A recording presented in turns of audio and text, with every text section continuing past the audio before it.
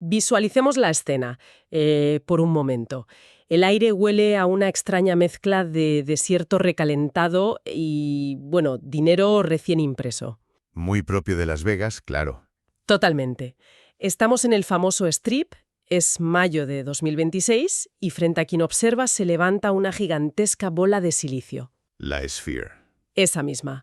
Una megaestructura esférica iluminada por millones de luces LED que promete, literalmente, devolver la juventud a quienes cruzan sus puertas. O al menos intentarlo a base de talonario. Exacto.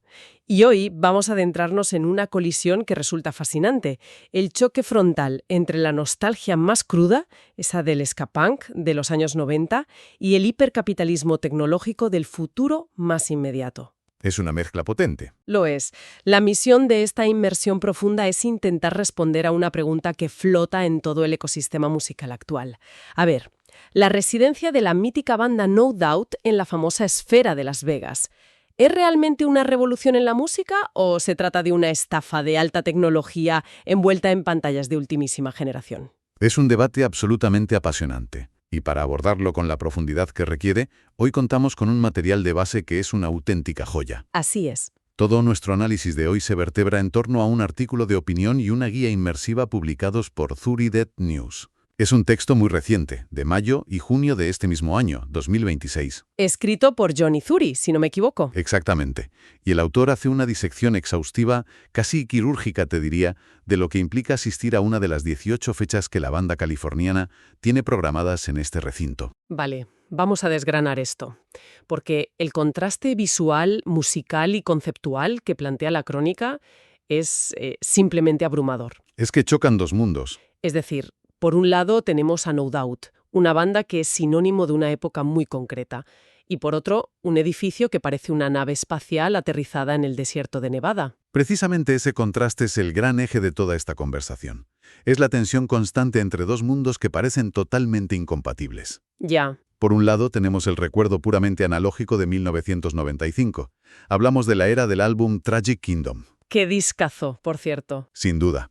Una época que en el imaginario colectivo está asociada irremediablemente al sudor real, a la imperfección, a la fricción de los instrumentos analógicos, y sobre todo a una energía humana desbordante y bastante caótica. Y en el extremo opuesto nos encontramos con la realidad actual de la Sphere. Claro. El artículo lo describe casi como una anestesia digital. Qué término más duro, ¿no? Anestesia digital. Pero muy preciso. Es una experiencia completamente procesada, filtrada y proyectada a través de una inmensa pantalla inmersiva de 16K. Básicamente es el choque violento entre lo visceral y lo hipercalculado. Es que los detalles sensoriales que aporta la fuente sobre esos orígenes de la banda son pura nostalgia. Totalmente. Nos transporta a aquellas pequeñas salas de conciertos en el sur de California a mediados de los 90, a ese olor inconfundible a, y cito textualmente, chupa de cuero barata. Todos recordamos ese olor. A ese sudor real que impregnaba las paredes del local, esa energía física casi peligrosa que nacía de mezclar el ska, el punk y el pop. Era otro rollo. Era un tiempo en el que los discos en formato físico giraban y giraban en el reproductor hasta que el plástico literalmente se desgastaba y la lente del lector láser ya no daba para más. Yo misma he rayado más de un disco así. Lo fascinante aquí es cómo el artículo plantea que el hipercapitalismo tecnológico ha tomado una decisión muy consciente. Ha decidido, en palabras del propio autor, diseccionar nuestros recuerdos. Es una imagen súper potente. Diseccionar los recuerdos. Lo es. Todo ese caos vital que acabas de describir, toda esa energía sudorosa, cruda y rebelde de la banda, está siendo succionada ahora mismo por una estructura colosal. Ya. El texto se erige en Las Vegas como una especie de dios de metal y luces. La imperfección del directo, esa misma fricción que antes era vital y que hacía que un concierto de punk se sintiera auténtico, ahora es interpretada por este sistema tecnológico gigante como una anomalía. Espera, una anomalía. Pero a ver, si la gracia de un concierto de rock o de ska es precisamente que el cantante se quede sin aliento un segundo o que la guitarra acople un poco. Claro. ¿Me estás diciendo que el sistema ve eso como un fallo que hay que arreglar? Exactamente.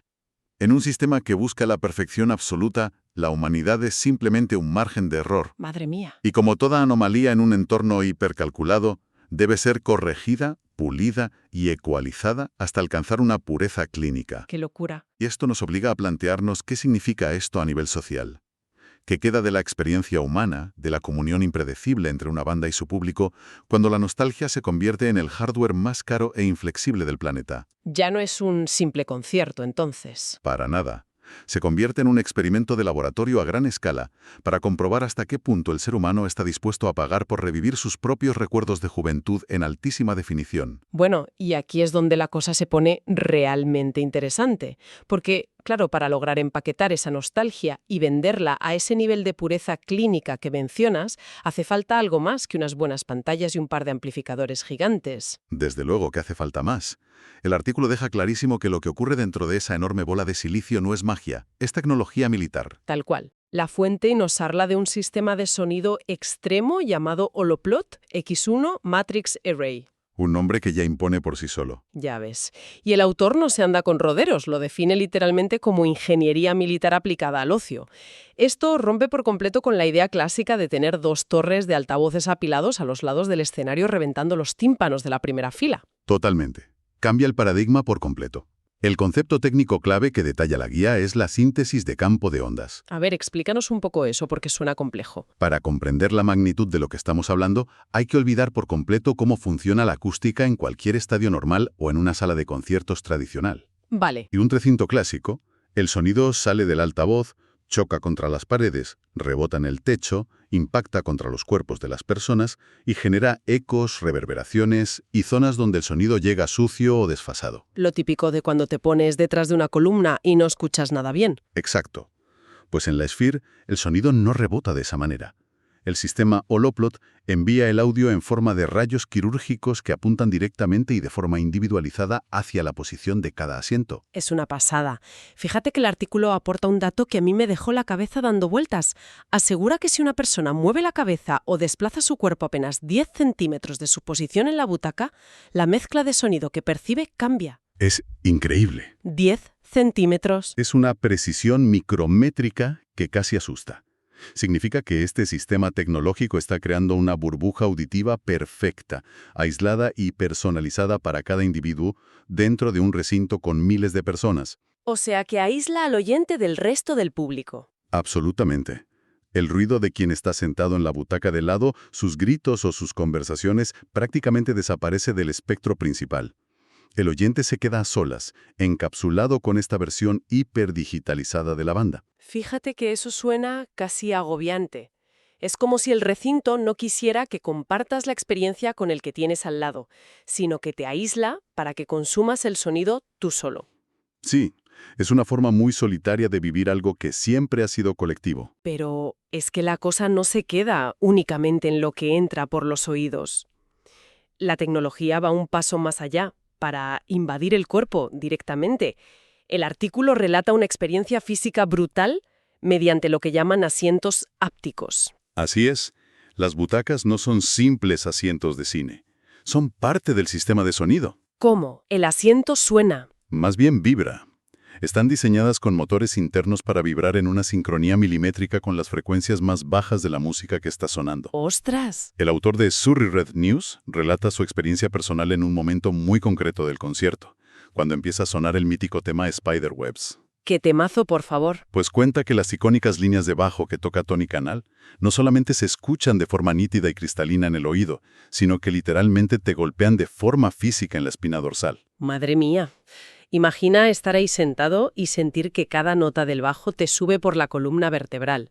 Tiene que ser impactante. El autor utiliza una frase tremenda. Dice que es como si el ritmo intentara colonizar el sistema nervioso del asistente. Colonizar el sistema nervioso. ¡Qué buena descripción! Es una invasión sensorial en toda regla. Ya no es que vayas a escuchar música, es que la infraestructura del propio edificio te secuestra y te obliga a sentirla en los huesos. Y precisamente por esa intensidad extrema, por ese secuestro sensorial que comentas, la fuente es muy cuidadosa al incluir una advertencia muy clara y seria dentro de las preguntas frecuentes de su guía. Lógico, porque no todo el mundo puede soportar eso. Efectivamente, esta combinación de estímulos no es apta para todo el mundo. Tienes un audio hiperdireccional que te encapsula, sumado al movimiento y la vibración física constante de la butaca en tu columna. Y a eso súmale lo visual. Claro, todo esto acompañado por pantallas que envuelven tu visión periférica y luces estroboscópicas gigantescas. La guía técnica advierte de manera explícita que las personas con algún tipo de sensibilidad sensorial o que se abrumen fácilmente con la sobreestimulación deben tener muchísima precaución antes de exponerse a este entorno. Es que puede darte un ataque de pánico ahí dentro. Puede llegar a ser una experiencia completamente abrumadora e incluso paralizante para según qué personas, sí. Tela, es un bombardeo continuo y absoluto a todos los sentidos. Pero claro, antes de que alguien pueda sentarse en esa butaca vibratoria, recibir esos rayos de sonido quirúrgico directamente en el tímpano y dejarse colonizar el sistema nervioso, tiene que sobrevivir a otro tipo de bombardeo previo. El peor de todos, diría yo. Uno que duele bastante más, el económico. Y aquí entramos en un terreno bastante oscuro que el artículo define como el purgatorio algorítmico y la exclusividad VIP. Un tema peliagudo. El autor captura a la perfección esa frustración monumental del consumidor moderno al enfrentarse al proceso de compra de entradas. Utiliza una metáfora que es brillante por lo terrorífica que resulta. Dice que intentar comprar una entrada para ver a No Doubt en la Sphere es como jugar al ajedrez contra una inteligencia artificial que tiene acceso directo a tu cuenta bancaria. Es una definición impecable de lo que implica el Dynamic Pricing, los precios dinámicos implementados por Ticketmaster. Que es una pesadilla para cualquiera que haya intentado comprar una entrada últimamente. Una práctica que la fuente analiza en detalle además. Este algoritmo no es estático. Opera basándose en lo que el artículo denomina de forma muy acertada el ansia de la red. El ansia de la red, es decir, que huele el miedo. Básicamente, rastrea la desesperación colectiva en tiempo real. Es una táctica de presión psicológica pura y dura diseñada para maximizar el beneficio en milisegundos. Es tremendo. El autor relata cómo fue testigo directo de que el precio de una sola entrada para la zona de pista subía drásticamente en los pocos segundos que tardaba en darle al botón de refrescar en su navegador de Internet. Es una locura. El algoritmo sabe que estás desesperado por conseguir esa entrada. Detecta tu pánico al ver que los asientos desaparecen y en ese lapso en el que la página vuelve a cargar, te sube el precio y te exprime hasta el último céntimo disponible. Y la gente lo paga. Esa es la cosa. Aunque en los foros de Internet y en las redes sociales haya una resistencia muy ruidosa, llena de fans puristas criticando que esto destruye el espíritu del ska y del punk, la realidad fría y dura que expone el artículo es incontestable. Las 18 fechas de esta residencia están completamente agotadas hasta mediados de junio. No cabe un alfiler, como se suele decir. Nada, 0 entradas. Si conectamos esto con el panorama general, vemos un comportamiento que nos dice muchísimo sobre la sociedad actual. A ver. El mercado financiero y la industria del entretenimiento a gran escala han llegado a una conclusión muy clara que además está validada por los datos de ventas. Y es que la nostalgia de los años 90 no es solo un sentimiento bonito o un recuerdo de juventud. ¿Sino qué? Se ha convertido en un activo refugio. Funciona exactamente igual que el oro o los bienes raíces en tiempos de crisis. ¡Ostras! ¡Qué fuerte comparar a No Doubt con el oro! Pues siguiendo esta analogía económica, la Sphere se ha erigido como el banco central inexpugnable, donde se custodia, se empaqueta y se comercializa ese valor refugio a precios absolutamente exorbitantes. Y al mercado no le importa quién deja atrás. Al sistema no le importa en absoluto que este modelo de precio dinámico asfixie financieramente al consumidor medio, porque ha quedado demostrado empíricamente que la demanda irracional por recuperar esos recuerdos, por volver a sentir esa juventud, es completamente imparable. Pero a ver, para aquellos que no quieren sudar frío dándole a actualizar al navegador web y que tienen la inmensa suerte de poseer carteras con fondos ilimitados, la fuente detalla que hay un camino alternativo. Ah, sí, claro. Una especie de atajo para millonarios. El ecosistema Vivey. Eso es otro nivel. Empresa proponen una experiencia que roza la ciencia ficción por su nivel de aislamiento clínico. Literalmente clínico. Resulta que quienes adquieren este paquete pueden hacer todo el recorrido desde su suite en el lujoso hotel de Venetian Resort directamente hasta las entrañas de la Sphere, llegando a su butaca áptica sin tener que pisar el asfalto de la calle de Las Vegas en ningún momento. Ni un solo paso a la intemperie. Es la materialización física de una burbuja sellada de confort absoluto. Qué agobio, ¿no? Si lo analizamos con frialdad, manteniendo esa imparcialidad ante los hechos que nos presenta la fuente, lo que realmente se está vendiendo aquí, a cambio de esas sumas astronómicas, no es solo el acceso a la música en vivo de una banda mítica. Se vende otra cosa. Se está vendiendo una exclusividad llevada al extremo y una comodidad patológica. Es el derecho a adquirir el estatus social de decir «yo estuve allí, yo vi el retorno de No Doubt», pero haciéndolo dentro de una utopía cuidadosamente curada e higienizada. Es que es muy fuerte el contraste. Resulta sumamente llamativo como ejercicio de sociología observar cómo aquella rebeldía contracultural y callejera de los años 90, esa esencia punk contestataria que definía los inicios de la banda. Aquello de lo que hablábamos antes del sudor y el cuero. Exacto. Todo eso ha sido deglutido y transformado por el mercado en un servicio de guante blanco. Este ecosistema aísla por completo al consumidor VIP del mundo exterior, del calor del desierto y de la fricción de la realidad. Mientras que el fan promedio, el que ahorra durante meses pero no puede acceder a esos paquetes, sufre lo que el autor describe acertadamente como asfixia económica frente al algoritmo de las entradas. Esa es la verdadera brecha. Es una evolución social tremenda, casi poética por lo contradictoria que es. De estar saltando y sudando en una pequeña sala oliendo a cerveza derramada en el 95, a caminar por interminables pasillos enmoquetados y climatizados, exclusivos, para llegar a un asiento robótico. Un asiento que, recordemos, vibra sincronizado con el bajo. Increíble. Y hablando de esos asientos y de dejarse el sueldo o pedir una hipoteca para pagarlos, llegamos a una de las partes de la guía que me ha parecido más contraintuitiva y, sinceramente, más útil para cualquiera que planee ir a este recinto alguna vez. La trampa de la Sphere. La ironía arquitectónica y la inmensa trampa geométrica que esconde este edificio. Hay un dato en este artículo que dinamita por completo todos los esquemas mentales que tenemos sobre cómo funciona y cómo se valora la jerarquía en un concierto tradicional. Es un dato buenísimo. La fuente revela que pagar miles de dólares por estar abajo del todo, en la pista, el famoso geaflor, o en las cotizadas butacas del nivel 100 es, en realidad, un castigo visual en toda regla. Y la razón de este castigo no es una decisión artística. Para nada. Es puramente arquitectónica y está dictada por las leyes inflexibles de la física y la geometría. Si pensamos en un estadio normal o en un festival de música, estar en primera fila a escasos metros del cantante es el máximo galardón. Claro, es por lo que la gente acampa durante días en la puerta. Quieres estar lo más cerca posible de la acción y del sudor de los músicos. Pero el diseño esférico y monolítico de este edificio altera esas reglas universales por completo. Por el techo, ¿no? Exacto. Debido a la presencia de un enorme e intrusivo voladizo en la estructura interna del recinto, las personas que están situadas en las zonas inferiores, las que más han pagado para ver el blanco de los ojos de la banda, se topan con un techo bajo.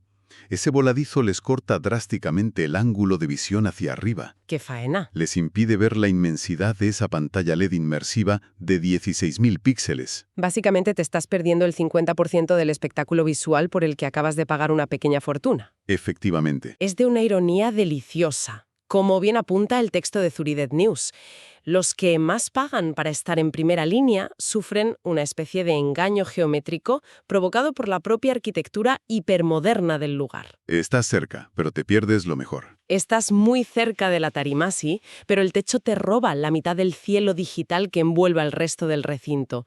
Entonces, la gran pregunta.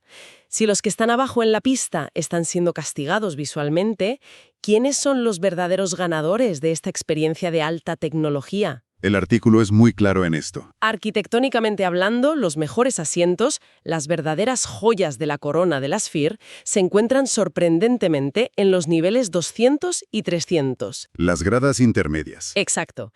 Es justamente en esos niveles intermedios, un poco más alejados y elevados respecto al escenario físico, donde la inmersión prometida se vuelve total y absoluta. Ahí es donde ocurre la magia. Allí es donde la precisión acústica milimétrica de los rayos de sonido y las complejas matemáticas de la óptica visual confluyen a la perfección. Claro, porque el voladizo ya no te molesta. Desde esa perspectiva concreta, el voladizo no estorba y el espectador queda completamente envuelto por la curvatura de la pantalla gigante. La fuente describe la sensación en uno de los momentos cumbres del concierto, cuando empieza a sonar el grandísimo clásico Don't Speak. Un himno intergeneracional. Cuenta que, desde esos niveles superiores, las proporciones masivas del vídeo y la nitidez irreal logran convencer al cerebro del espectador de que Gwen Stefani no es una simple vocalista mortal sobre un escenario que queda allá abajo a lo lejos. Sino que se transforma Se transforma ante sus ojos en una giganta de luz, Una figura colosal proyectada en medio de lo que el autor califica magistralmente como una alucinación colectiva de alta resolución. Una alucinación colectiva de 16K. Esa imagen, esa frase, creo que resume a la perfección lo que se vive ahí dentro. Es un resumen brillante. Es el encuentro frontal entre el recuerdo imborrable de una voz que marcó una generación y una ilusión óptica y sonora sin precedentes en la historia humana, generada por la máquina de entretenimiento más avanzada que existe sobre la faz de la Tierra. Que no es poco. Y todo esto, repito, para alojar a un grupo que empezó tocando en garajes mugrientos de California. Entonces, llegados a este punto, ¿qué significa todo esto?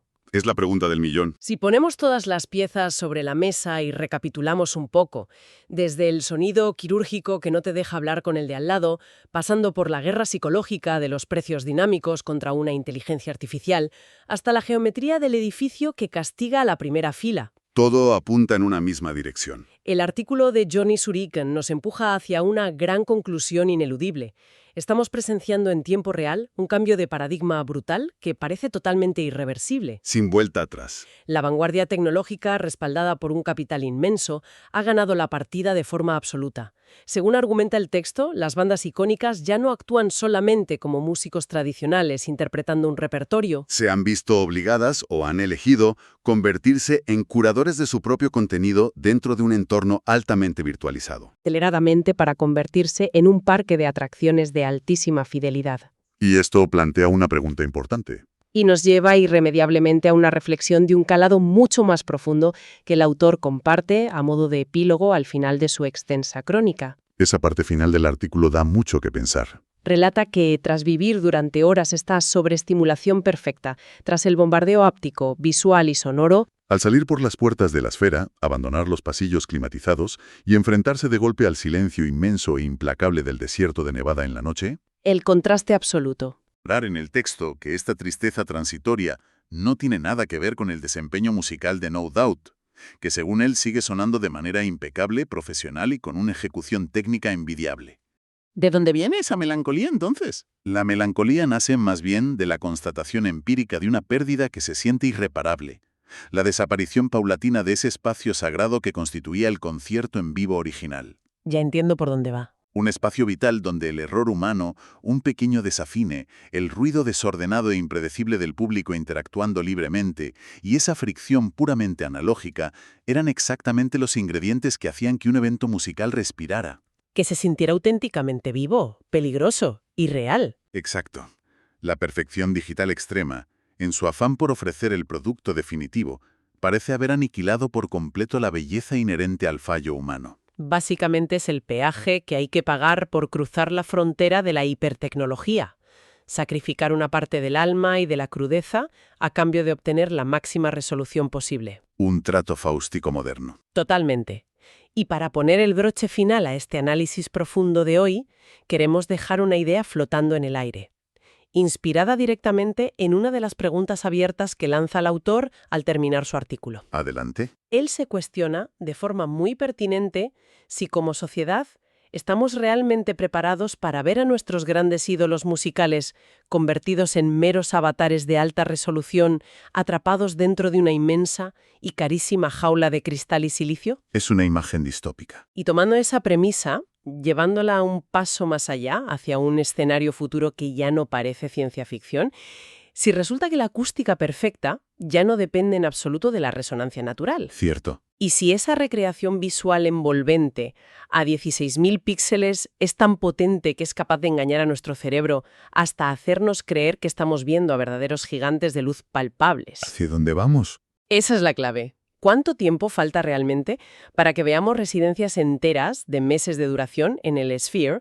protagonizadas por bandas cuyos miembros ya ni siquiera necesiten estar vivos o físicamente presentes en el edificio? ¿Bofesa de escalofríos? Visualicemos un futuro, quizá a la vuelta de la esquina, donde el elemento humano sobre el escenario desaparezca por completo, reemplazado sin que nos demos cuenta por hologramas hiperrealistas e impecables. Mientras la máquina sigue recaudando. Claro, mientras miles de personas en las gradas siguen pagando fortunas incalculables, impulsadas por la urgencia de un algoritmo de precio dinámico, todo para presenciar, en silencio y con la columna vibrando, una resurrección digital matemáticamente perfecta de su propia juventud.